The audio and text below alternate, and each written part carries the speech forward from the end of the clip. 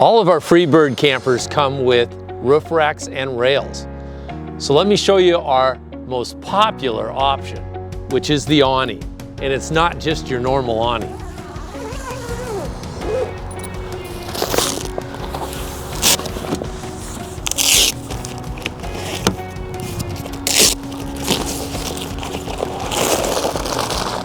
Now you can see why this is one of the most popular options we sell. Just look at the expanse of awning we have. And it even butts up right against the liftgate. So the vehicle seats 4, so why not have sleeping for 4? This is the optional tent that goes on the back of the vehicle.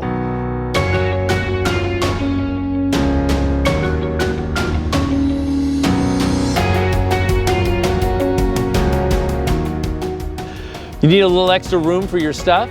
Why don't you use our YAKIMA storage pod?